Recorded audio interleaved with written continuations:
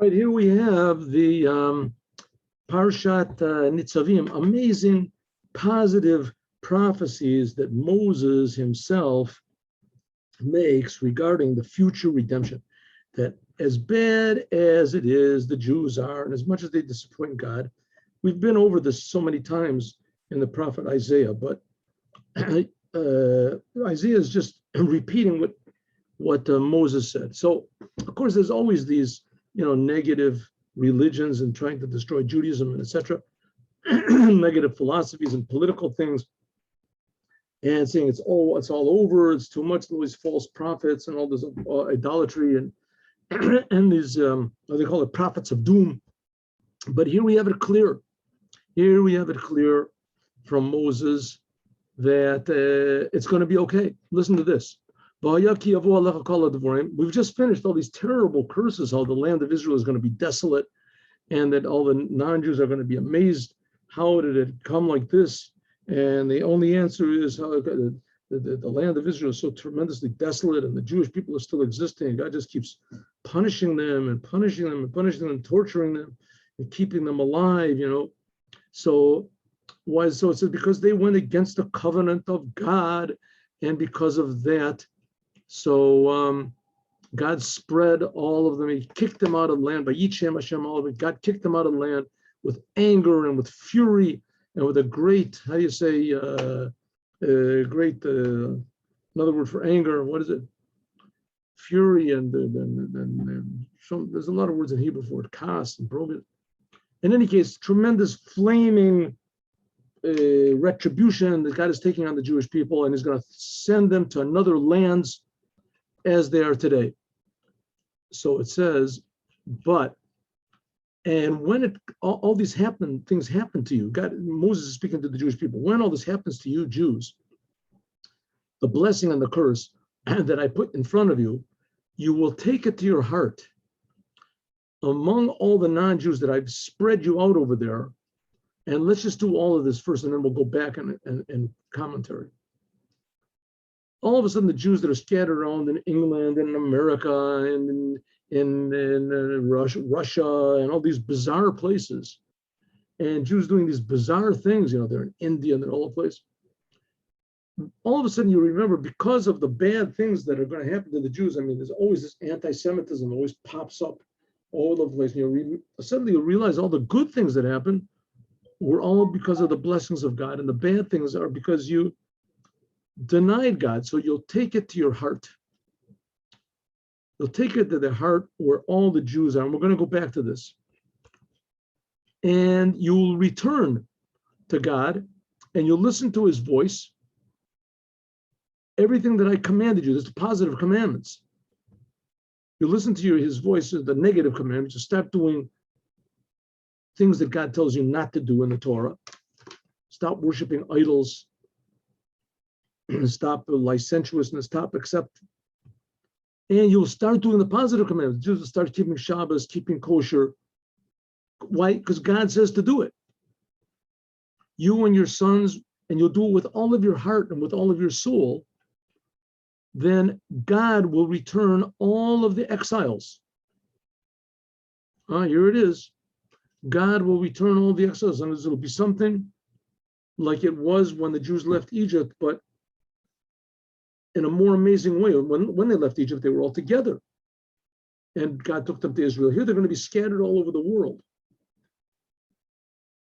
It says He'll gather together from all of the nations that God scattered you around. This is only talking about now, because after the first destruction of the first temple, the Jews were not scattered around all the nations. They were scattered in Babylon. They were all taken en masse to Babylon. When were they scattered among the all nations? Was when the second temple was destroyed. Of course, there were Jews. On the other hand, there were Jews in the first temple. The 10 tribes were scattered around the nations. But okay, that's a point. But it says that all the Jews were scattered. All the Jews are scattered. That's only the second temple. Even if you were scattered to the ends of the heavens. What is the ends of the heavens? From there, I will gather you together. Ends of the heavens means that even though the Jews are involved in all these weird spiritual endeavors, there's the missionaries grabbed so many Jews, and there's Jews that are in these ashrams and all these weird things. And God will bring you into the land that your fathers inherited, and you will take it over. And God will give it to you, and he will give you more good. He will, benefit you more and increase you more than your fathers. And God will circumcise your heart. And he will circumcise the heart of your children to love God. And the Tanya explains that we have to, there's another sentence that says that we have to circumcise our heart. You have to circumcise your own heart. It says that's talking about removing all of your personal misconceptions and bad ideas and wrong attitudes that prevent you from feeling the truth, right? Foreskin means you're covered over. It's like having a blindfold over your eyes. You just can't see, you can't feel. It says that's the external heart, but the internal heart, it says that you can't do on your own. That God will do himself. You'll have a different realization of God and his Torah. Every command will be infinitely more meaningful. Every word in the Torah will be infinitely more godly. Jewish people will suddenly be very special and different. It says God will circumcise your heart and the hearts of your soul for your life. We're going to go back and do this because interesting this, we can do the et lavav, et lavav, God will circumcise your heart and the heart of your offspring. This is the first letters of Elul. Et lavav, et lavav. First letters of Elul. Therefore, the custom is to wake up early in the morning for slichas from the first day of Elul and onward. The Sephardic Jews do it. And also the word lulei. Lulei means if it were not. Lulei amante lerot b'tuv Hashem. Was it not for the fact that we should be waiting and expecting the revelation? Shemei Elul v'onward chadarti neged Hashem. Charadti neged Hashem. That from Elul and onward, we are like in trepidation. We're awaiting the revelation of God. It says, et lavav et zav. It says, this is the gematria of Zeh liyamot Mashiach. It's going to be the days of the Mashiach. So that's pretty good. I mean, you can't get much better than that. We're going to be aware of God. It's going to be a different world. Let's just do a little bit of these commentaries over here. What does it say? And when God brings on you all of these blessings and curses that I put in front of you, you will take it to your heart in the midst of all the nations that I've pushed you away over there. And you will turn to God and listen to his voice and everything that I command you today, you and your children and your children's children after you. Interestingly, Rashi doesn't have any commentary. He's going to have a beautiful commentary. You'll see in just a moment, but he doesn't comment. Let's just do a little bit of this. Here's the Or HaChaim HaKadosh. He says, maybe we can ask a question over here. Why does it have to say, when you see the blessing, the curse and the blessing, the main reason that's going to make the Jewish people return back to God is that the bad things that are going to happen to them. They're going to see the anti-Semitism. And it says, when the bad things happen, then we'll realize that all the good that happened also came from God. And that's what he says here.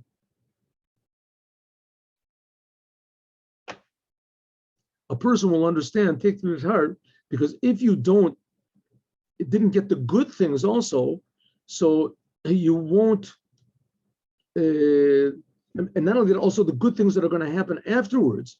So there's nowhere to justify all the curses that happened to you from God. You'll say, well, God is just bad, he's just cursing me all the time. So when you see the good things that come, is that justifies all the bad. I mean, I don't know how that's going to be, but it's going to be somehow or other.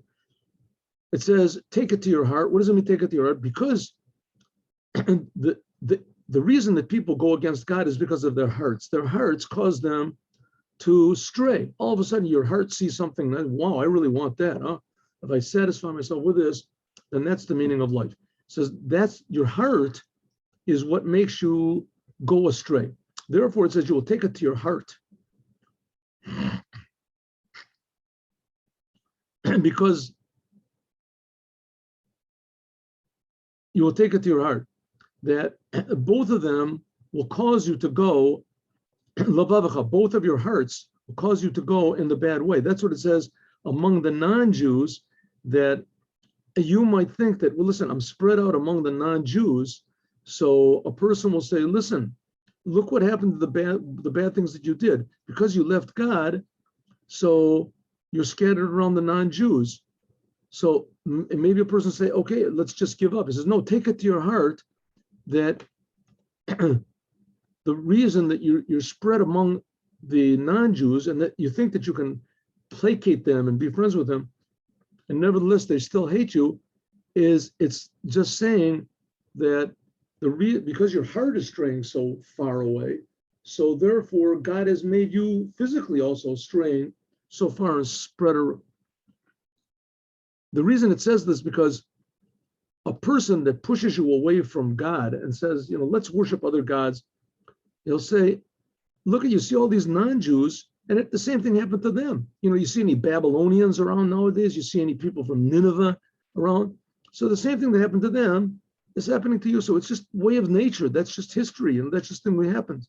It says, no, the fact is that the other nations, when they get exiled, they go away. But the Jewish people, they still retain their identity, and they're scattered around the whole corners of the world, and they still retain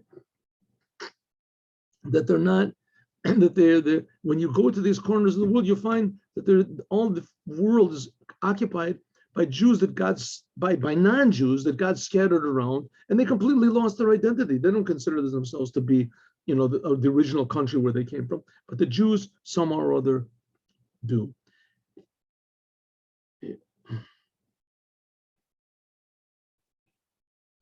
There's also the Kli Ykar over here. He says something very nice. He says, and God will circumcise you. This is good later sentences. God will circumcise your heart and the hearts of your relative, that he'll put into your heart to serve God from love and not just from fear.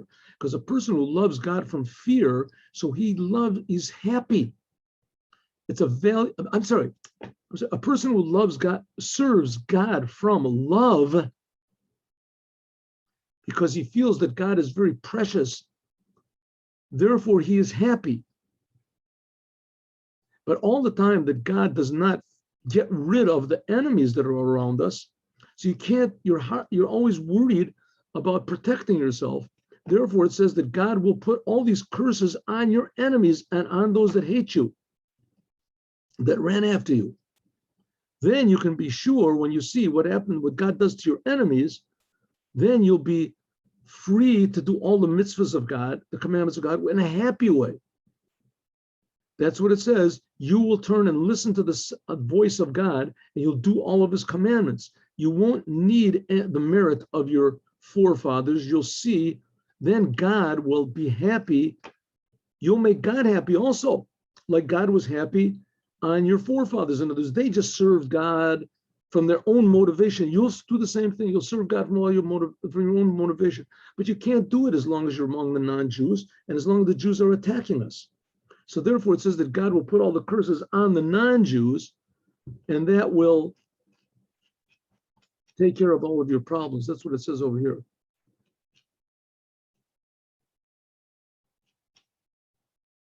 Right. Okay, on all of your enemies, we're talking about, but the idea of the Jews is not to bring curses on the non-Jews, but rather to serve the creator of the universe. You can't do it unless you're free from your enemies, and you will return to God and you will listen to his voice and everything that I commanded you today, you and your children after you, says the Sophrono. Where is this? Oh, you'll return to God. You will return in order to do the will of God alone. You won't do it in order to receive any rewards, like all the religions say you're going to go to heaven, you're going to get blessed. If you don't do it, you're cursed to this. You're not going to care about that. You're only going to want to serve God. And that's what it says, tshuva. That's what it says in this. Shemagad ad kisei hakavod. It says that a person returns to God just to return to God. He doesn't care about what he's going to get out of it. You'll listen to the voice of God that I command you today. You won't do the commandments in a rote way, like a robot. You'll just do it because your parents did it, because that's the religion. You just do it, right? You don't ask questions. You'll feel that you're really doing the will of the creator of the universe right now. It's like being in a whole different level of reality. Suddenly the whole world becomes more real through the commandments. You and your children, also all the children will also recognize, because everyone will know, from the elders to the younger to the elder, they'll serve God because everyone will see and they'll all feel God. That's what it says, that he'll circumcise you, return to God, and then God will return all of your exiles, and he will have mercy, and he will gather you together from all the nations that he has scattered you there. Says Rashi, it should have said that God will not, Vashav Hashem, it's the wrong word over here. It should say that God will return, Veheshiv. Shav means that God will return. And the word et sometimes can mean with. Shav, that God will return with your exiles. What is it? It should have said that God will make the Jewish people return. The rabbis say, when it says that God will return, so to speak, the Shekhinah, that God is with the Jewish people in exile. And when the Jewish people were exiled, God declared exile on himself. So all the time that the Jews are scattered around the world, God is suffering. Does that make any sense? Well, the whole Torah doesn't make any sense. Why should God care if we put on tefillin or not? We eat kosher food. But God does care, and he cares what the Jewish people do. We're his sons, we're his servants, we're his people, we're his nation. But even more, we can say that this day of the gathering the exiles, Shav, that God returns with them, but God has to make a big effort. It's as though that God went and grabbed the hand of every single Jew, ish makomo. Like it says, V'atem tiloktu, that God will gather the people, le'echad achad ben Israel, take every Jew by the hand.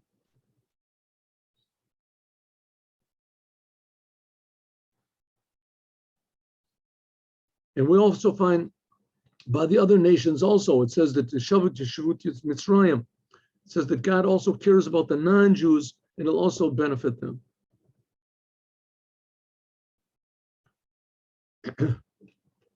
Even if you're scattered to the four corners of the heavens, God will return you, and he will bring you to the land that he promised your fathers, and he will give it to you, and he'll give you more benefits than the Abraham, Isaac, and Jacob. And God will circumcise your heart and the hearts of your children to love God with all of your heart and with all of your soul. Laman chayecha. Here's a big Ramban, which I don't know if we're going to do the whole thing, but let's do a little bit. It's so beautiful. The Ramban says, this is what it says, that God will circumcise your heart. It says, if you come to try to refine yourself and purify yourself and reveal your Jewish heart, then God will help you. God promises that you will return to God with all of your heart, and God will help you. We can see from this pasuk that that's what it says, that from the time God created the world, man always had the ability to choose whether he would be righteous or not. No matter what the situation, no matter what the surrounding, the environment, no matter what your upbringing,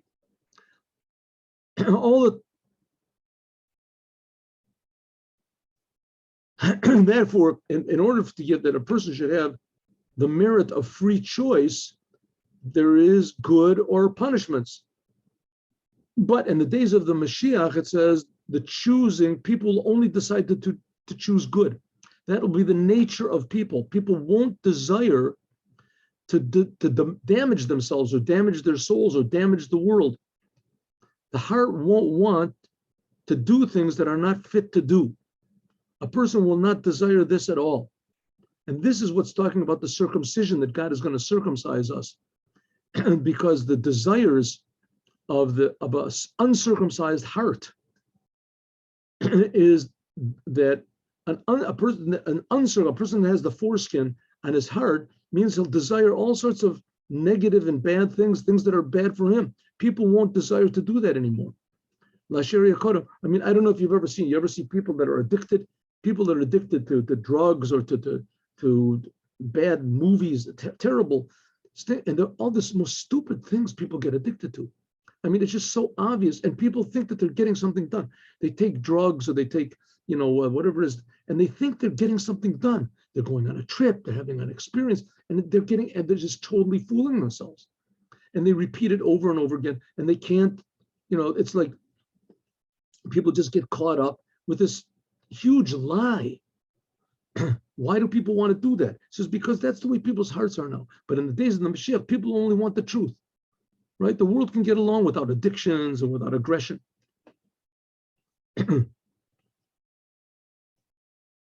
That's what it says. The Torah in Jeremiah says, days are coming, says God, and I will make a covenant with the Jewish people and the house of Judah, Yehudah, a new covenant, not like the covenant that I made with their forefathers, that they could go, to confuse it. And it'll say the Torah will be a new Torah. The missionaries and these people, they won't be able to lie and to twist the Torah and to make idolatry out of the Torah. I mean, just insane, out of the Torah. It says that this is going to be the covenant. Suddenly Jew will know what a Jew is.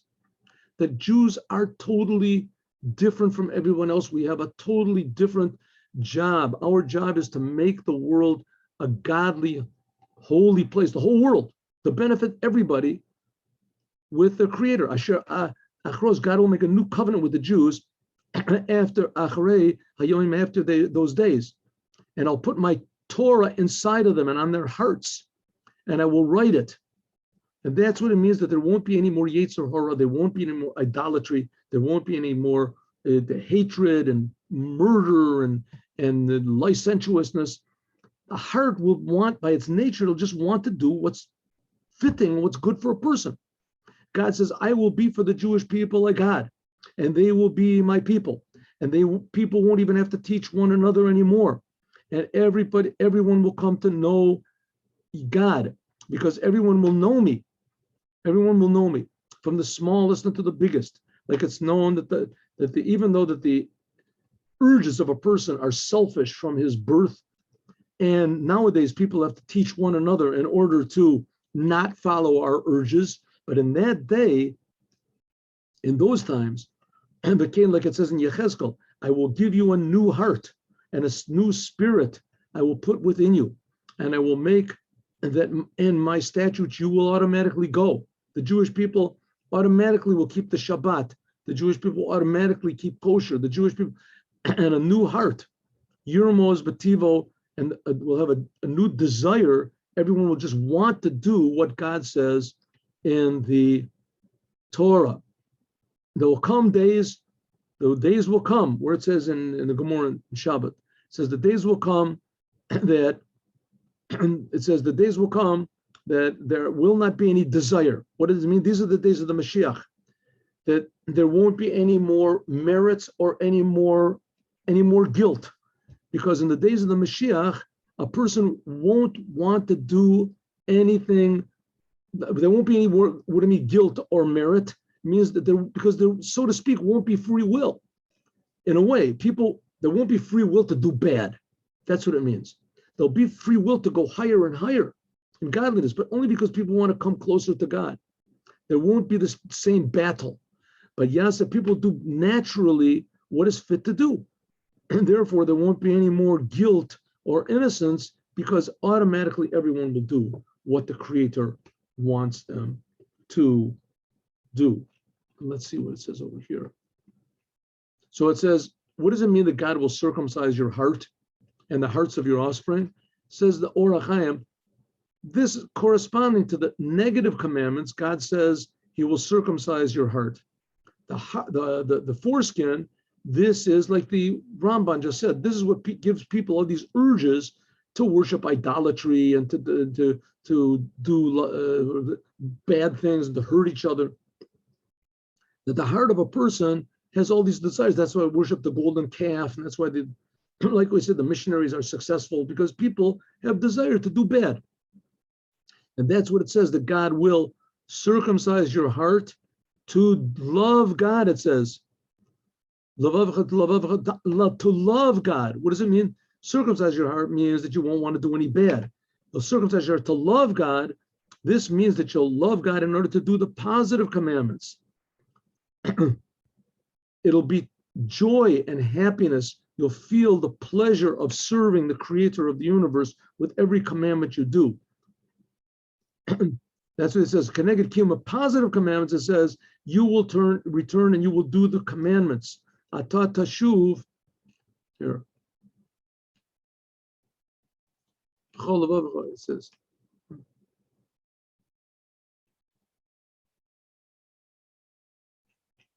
It says that you will return and do the commandments of God. That's talking about the positive commandments. The Yachad lechem schar hakrovas to'eles ka'omro hotircha yeshuv l'sos. Then you will come back and you will rejoice in God, and God will rejoice in you.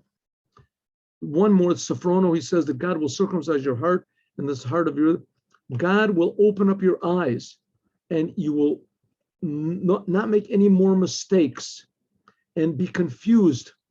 Everyone will just know the truth. And everyone will cling to the creator of the universe in a way that you will recognize God's good and you will love him necessarily. And that's what it means. God will do Laman Chayecha. You will do it for the sake of your life. It'll be an automatic thing. Laman Chayecha, it'll be for the sake of your life. It'll be automatic that people will want to serve the creator of the universe. Okay, have a good day, everyone. God willing, tomorrow morning, 8:15, we'll learn